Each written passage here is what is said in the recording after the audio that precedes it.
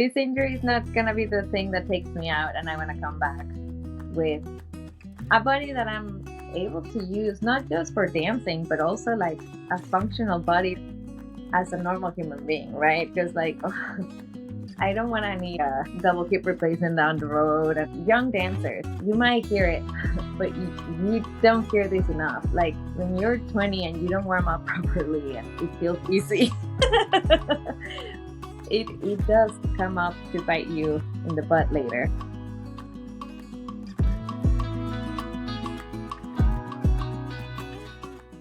Hello, everybody, and welcome back to the Unchoreographed podcast. I am your host, Dr. Jenna Lower, and today I am so excited for you to all meet my guest. Her name is Dani Moya. She is a professional dancer with the Manassas Ballet Theater and one of my patients, my incredible patients.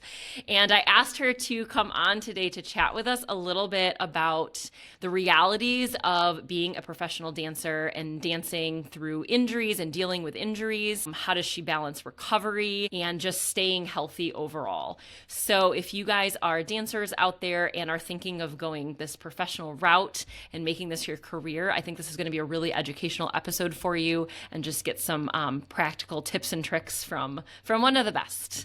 So thank you, Dani, so much for being here. Thank you, Jenna. Hello, everybody. I'm so grateful to be here. Awesome. Well, Dani, can you just give everybody like a little background into your journey as a professional dancer? Yes. So I've been dancing all my life. I knew I wanted to be a dancer since I was 7. And I call it my professional career since I moved to Chicago.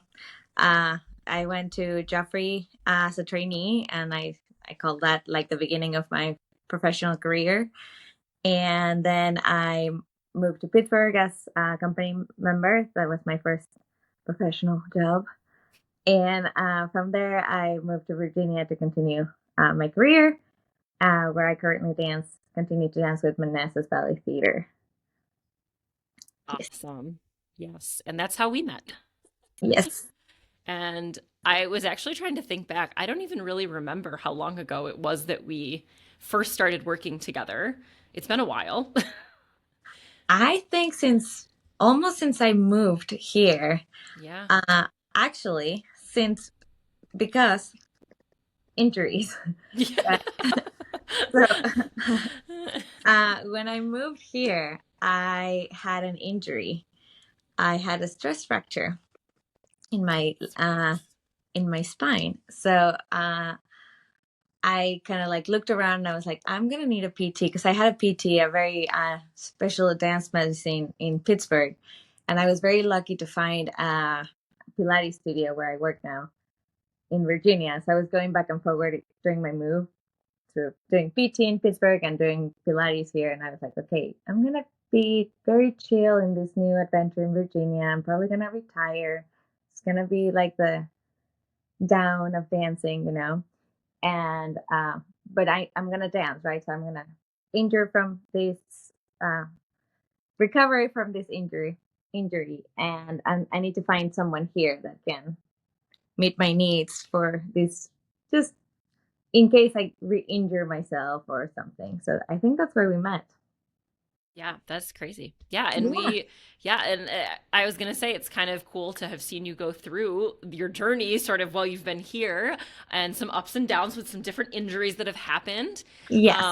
But you've stayed really resilient through it all, and that's again why I wanted to have you on, because I think it's really helpful for young dancers, especially because injuries can be, they're really frustrating. They can be they take an emotional toll, more than just the physical toll, right? There's a huge emotional component that goes into injuries. And so having somebody that's sort of been there and gone through it, I think is really important for other dancers to hear, whether they're a young dancer or a professional dancer or whoever it is, right?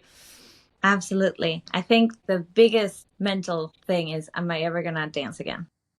Right? Like that's your biggest fear, right? And it goes into that short-term, like quick fix of like, I'm about to do this role, just tape it and go back, like ice it, tape it, let's go, right? Like I'm not missing my chance. It's my opportunity. It's my right? But then you have to think long term of like, okay, what is this gonna do to my career in the long term? How am I gonna, is it, if I'm a student, is this gonna like, this one role, is it the point of my career, right? Is this gonna get me the job?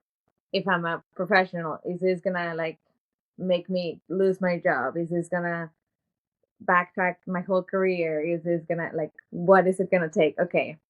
Or if I push too hard, am I gonna like re-injure myself to the point of like not dancing ever again? Or do I, like, how far am I gonna go, right? With an injury of like, do I just wait the 2 months that it could be and do the right thing, or push it where it's like, okay, yeah, I can't dance again. Yeah. Right? Yeah. Yeah. You can't live in denial for too long. Right. So you have to be smart and really listen to your doctors. I was so glad I found you. And yeah, if you want to get into like all my injuries right away, I know that was one of your questions. Yeah, yeah, because I think, just kind of hearing like the realities of being a professional dancer, right? Like we love to think, oh, injuries aren't going to happen, and we work on injury prevention and all these amazing things, but the reality is what you're doing is very demanding on your body. And so injuries are most likely at some point they're inevitable, right? So, yeah, what are kind of the some of the standout injuries that you've experienced in your career? So, sprained ankles, like left and right, and all about from minor to like severe, like wearing boots and stuff. That's just, but again, being like, how far did I go to like, oh, it's fine, I just keep going, right? Or to like, oh, I think I do need to take myself out of these, right? Or the bigger one for me was my spine injury, and I thought I was gonna take it easy on dancing. And then it turns out I came to Virginia and I was like not ready to retire yet and not ready. So I joined this company and I'm dancing principal roles and I'm doing all this stuff. And I'm very glad that my career took off in a different way. And then I got a very traumatic injury that you were there for me, that I tore my calf muscle. And this was on stage, unexpected, out of the blue, right? Not doing my principal role, but actually doing a core role. I was in snow, lots of jumping, and here we go, jump, boom, it snapped, and I'm like, holy God, how do I getting off stage? Uh, point, point, point, and luckily it was towards the end, and I mean, you know the story, but the listeners don't know. It was, yeah, very lucky towards the end, but I just crawl off stage. People had to carry me out, and I could not barefoot in my weight in my foot, and that was the scariest part of like, am I ever gonna put weight in my foot? What happened? How do I come back from this? And going to the doctor, and they were like 6 months, and I was like, well, that's the end of the season. Yeah. Right? There were rumors of people like pushing for me to do Swan Lake Odette Odile, and I was like, well, that's obviously not happening. Like, if anything, I'm able to dance, but am I gonna even be able to perform Swan Lake at all? Like, there's like, don't even push for principles. Like, I want to just dance. Like, I don't even know if I can walk at this point, right? And um, I was looking through insurance and stuff, normal PT, right? And they get you walking, and they're like, okay. And you're like, no, I'm not okay. And this is where a dance specialist medicine, it's so important to have in your corner, because you were like, okay, no, now let's get you moving. Let's get you, you need to do point work, and you need to jump, and you need to do these reps, and you, like, you know what it takes for us, not just walking, right? But to be able to push. And I was like, I want to do Swan Lake. And I did. I was You able did.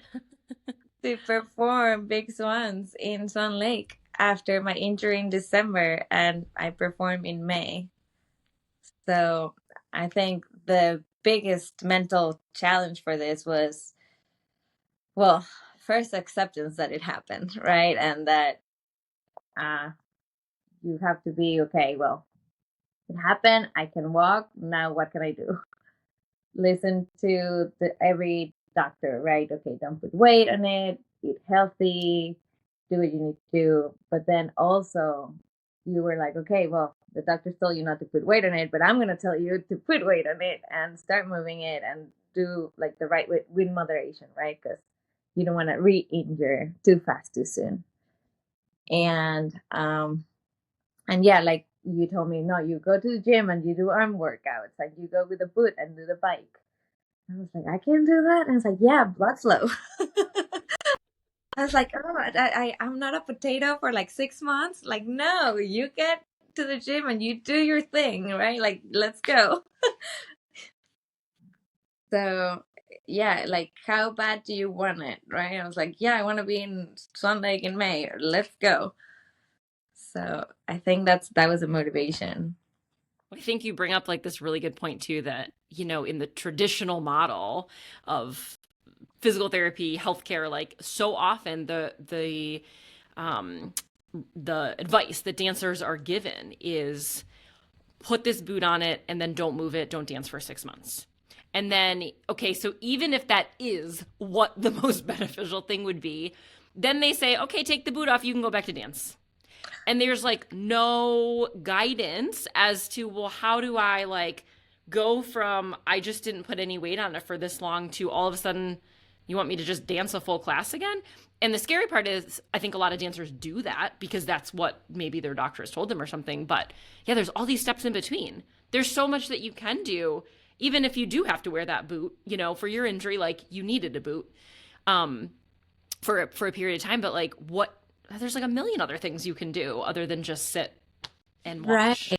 Yeah, and get every other muscle strong, right? And Mm-hmm. all this other compensation, right? Because yes, my right, like my other leg was getting strong, but also it's like, well, this glute needs to be stronger, and these arms need to be strong, your back and your hips, like there's like, and then when you can't take the boot off and do all these like Pilates exercise without the boot and get strong, like my core was super strong, and yeah, so I don't know, consistency in a different level. Like it changed. Like I was at the studio.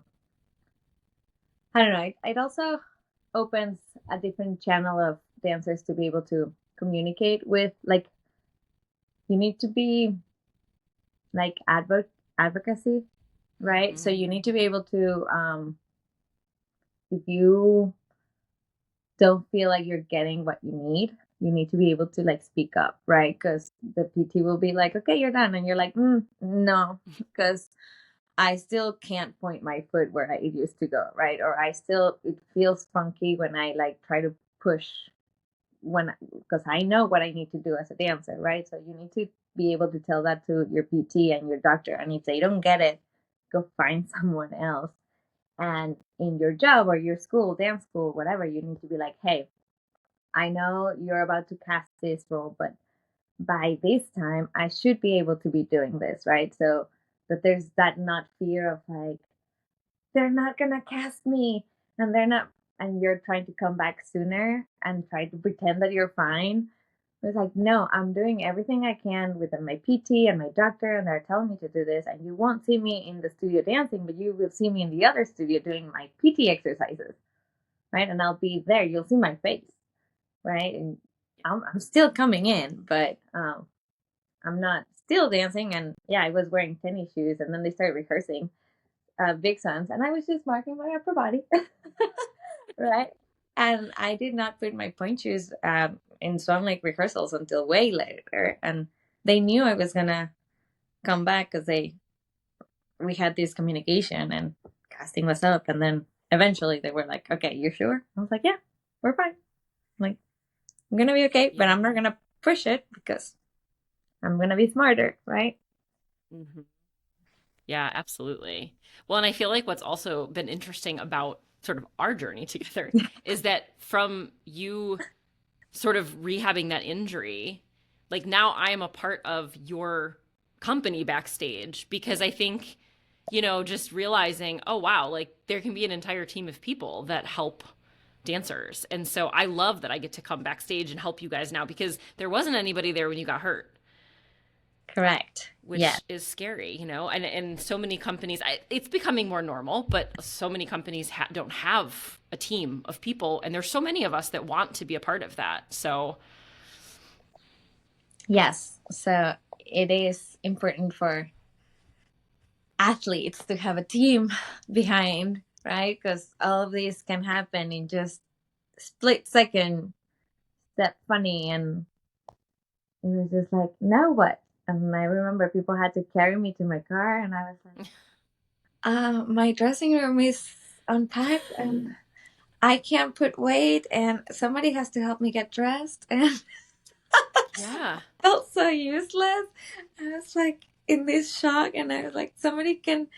And we have a friend doctor that kind of told me what it was, but I was like, I still need to go to an ER. Right. It's serious. Just, I do trust you, but yeah, Absolutely. yeah. So it was, Yeah. yeah, it was very traumatic. But thanks to your recovery, I think my right calf healed better than now my left calf is I had some minor tears and stuff, and I did ultrasound in both of them just on my right calf with that tear healed up. It's like very nicely healed, and my left one is like, oh, because I didn't know it was like, you know, little tears here and there. So Yeah, just over time. You've had a long career, overuse. so it So just exactly. I took better care of that injury than any other minor injury. So that was funny. And you were really dedicated. I mean, you were super dedicated to your recovery process. You did the right things, you followed the steps. Like, I think kind of like what you touched on, instead of feeling like I've got to jump ahead because I want to dance, but like to really back off a little bit and be like, no, I need to trust in the process a little bit. And you were a star patient. Thank you, Jenna. I would say that that's experience in old age as a dancer.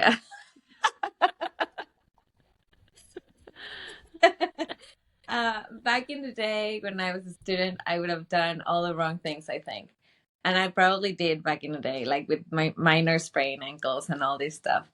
But even with my back, I think, when they first diagnosed my back, I was like, I'm still gonna dance this, and then I'll stop.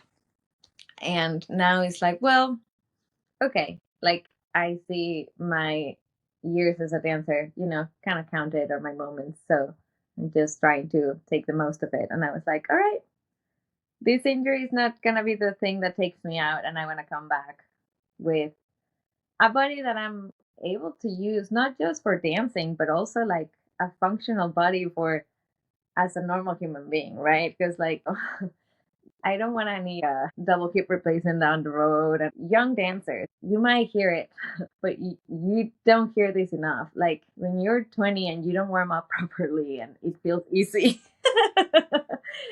it does come up to bite you in the butt later. So do the proper things now if you can, because then eventually you want a longer career with less injuries or with less things to have to worry about. Yeah. Well, and like you said, I mean, down the road, it's like you still want to be able to walk. Like Right. Like there is a life after dancing at some point, so you got to be able to walk. exactly. I would like to get up and down the stairs without pain and without having to take ibuprofen, uh, like Hmm. like a daily pill, Yeah. Yeah, exactly. which now I Well, don't. okay, it's good. Yeah, yeah, I feel like so much of that too is like the old school mentality of, no pain, no gain. I went through it as a dancer, so you have to go through it as a dancer. And like, we do know so much better now. Like, we know that there's a better way to do things. And so, not settling for this is just what's going to happen. Like, my body's going to be broken as a dancer. That's not true. And it never needs to be true. no, we know exactly, we know better. Hmm. And there's so much cross training, and there's so much like other things that we can do. And I was talking actually to Melissa, uh, dance nutritionist, Yeah, we love Melissa. lately. And we were talking about this very briefly about like how healthier mindset, healthier bodies, and healthier this. And you came in the conversation, but it was about how doing the right thing and listening, trusting the process and listening. I was like, you know what? I decided to take a year and listen to what people told me to, like, listen to the specialist and trust them. I know it's really hard sometimes Mm-hmm. because you know you have your and I told her like I'm a Pilates instructor, so I know better. But you have your dancer brain that is like, I was like, Jenna, I wanna do this cross training and I wanna like be able to, you know, I was like, I wanna lift weights and I want to be super strong, but I don't wanna bulk. I think the term you used was beast mode, actually. Yes, thank you. There you go. I couldn't remember. I was like, I wanna be in my beast mode Yes. summer and come back super strong. And but that fear of like bulking and that fear of, you know, and anyway, and these mind full and same with eating, right? And but I was like, all right, but I'm gonna trust her unconditionally. Just do what she says, and I did, and I came stronger, and my body like changed in the right way, and of course, I did not bulk. It's harder to do than it sounds. Of course, and but I was like, again, dancer brain. It's there. It's like Mm-hmm. it's there. But I did whatever you told me to a T. Like same with the injury, right? It was like, okay, just trust the process. Just trust it. It's gonna be okay. So I think having a PT not just for the injury, but also to prevent the injury and do your cross training before and do what you need to do prior to stay healthy prior to the season. And then, like I tell you, it's like, well, during the season, I can go to the gym. So I'll just do this exercise here and there, and then hopefully I don't get injured. But then if I get injured, I know I have a team that I can work. Like, I know I trust you. I know you'll get me back. I know. Yeah. Yeah. Well, so you're in season right now. What does a normal, like, what's your wellness routine right now? What does it look like for you to be staying healthy throughout the season? What are you doing? Okay. It's hard for me. I try to sleep as much as I can. Easier said That's a than big done. one. Yeah. Yes, sleep is very important, but I do try to maintain a regular sleeping schedule. I do eat very healthy. That doesn't mean less. Very healthy foods means very nutritious foods like greens and things that are gonna give my body fuel. But I do eat like my boyfriend is like, "Are you still eating?" And I'm like, "Yes, yes, feed me more." This is Yes, good. especially during nutcracker season. Mhm. And I do try to go an hour early to warm up, and I do try to stretch in between, not after I'm done dancing. Like I do try, but in between. Like so, if I know I'm gonna not be dancing in between rehearsals, I try to like stretch my calves and do a little, you know, chugga chugga, right? And then like sit for a second or watch or so that I'm not super stiff throughout the day. So I like to do like the what you call it, like the 90-90, and do the hip thing. Those are like lifesavers for my hips. And I do like lots of bridges and like a quick core. And I do at least once a week like a Pilates class because I teach. So I try to like teach it with my students and do it so that I'm like doing something. But other than that, I don't do a lot because I'm dancing a lot. So that's it. Yeah. Yeah, you guys are dancing a lot of hours in the week. So, well, and I Yeah. think that's a good question too. Like, I know what you do, but for our Yes. listeners, how do you balance staying strong? So, just looking at like the exercise component, like, how do you balance that with a schedule while you're dancing? Because, like you mentioned, you're not going into the gym during season, or if you are, it's very minimal. How do you make sure that you're staying strong without having that full blown cross training program that you might be doing during your off season? Well, I think I still make sure that like whatever I do at bar and stuff is like very I like mindful connected. Like Hmm.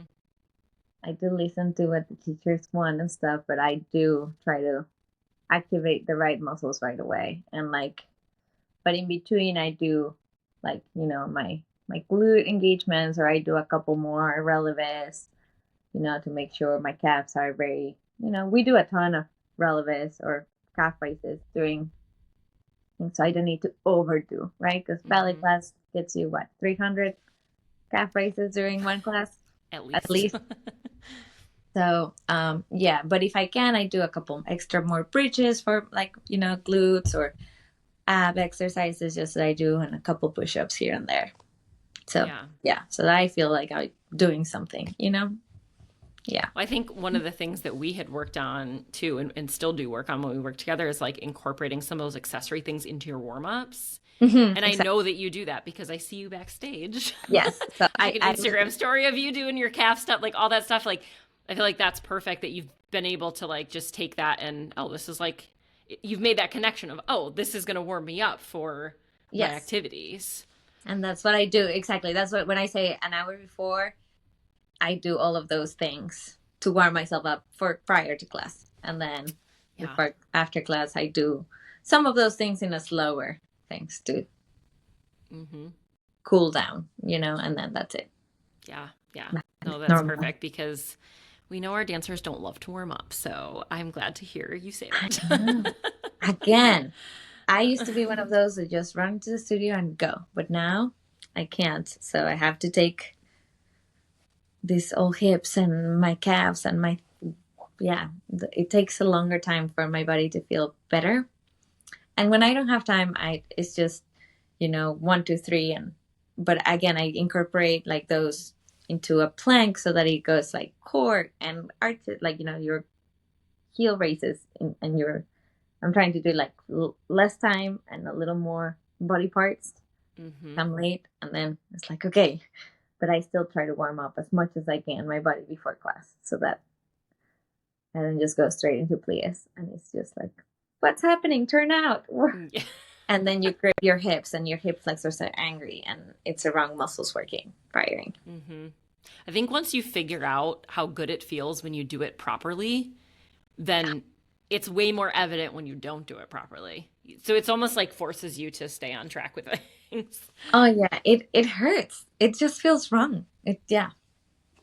Yeah, for sure. Well, okay, so if you kind of like going a little bit back to the injury things, if Hmm. you had any advice for younger dancers that might be listening, who are wanting to go the professional route, how like what advice would you give them as far as like navigating injuries and again, we kind of touched on like that fear of losing progress but still balancing needing to recover. Do you have any tips for or advice to give, I guess, your maybe like your younger self? Um.